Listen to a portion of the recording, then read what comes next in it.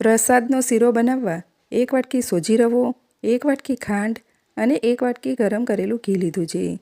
હવે તપેલીમાં જે વાટકીથી સોજી લીધી હોય તે જ વાટકીથી 3 વાટકી દૂધ લેવાનું છે. સાથે 1 ચમચી ઘી અને થોડાક કેસરના તાર એડ કરીને દૂધને ગરમ થવા દઈએ. હવે દૂધ ગરમ થાય ત્યાં સુધી શીરો બનાવવા કઢાઈમાં 1 વાટકી ઘી એડ કરી ઘીને ગરમ થવા દઈએ. ઘી ગરમ થાય એટલે થોડા સોજીના દાણા ઘીમાં એડ કરતાં તે તરત જ ઉપર આવી જાય છે.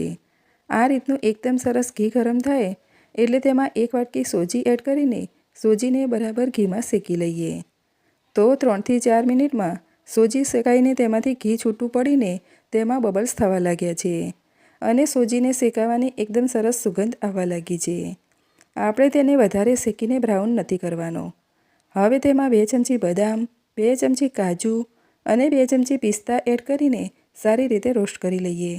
હવે તેમાં 2 ચમચી સૂકી દ્રાક્ષ એડ કરીને તેને પણ રોસ્ટ કરી લઈએ. સૂકી દ્રાક્ષને રોસ્ટ થતાં ખૂબ જ ઓછો સમય લાગે છે, તેથી તેને પાછળથી જ એડ કરવાની છે.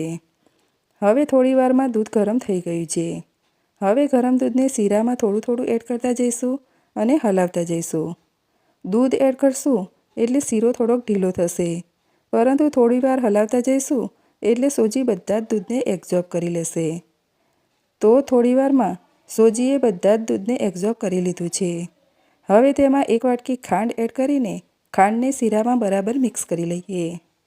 ખાંડ ઓગળીને શીરો થોડોક ઢીલો થઈ જાય એટલે આપણે ગેસને સ્લો કરીને ઢાંકીને 1 થી 2 મિનિટ કૂક કરી લઈશું, જેથી શીરો એકદમ સરસ શેકાઈ જાય અને તેની સાઈડોમાંથી ઘી છૂટું પડે. તો 1 મિનિટમાં ખોલીને જોઈએ તો ઘી છૂટું પડી ગયું છે. હવે તેમાં અડધી ચમચી એલાયચી પાવડર એડ કરી સારી રીતે મિક્સ કરી લઈએ અને ગરમા ગરમ શીરાને બાઉલમાં કાઢી લઈએ.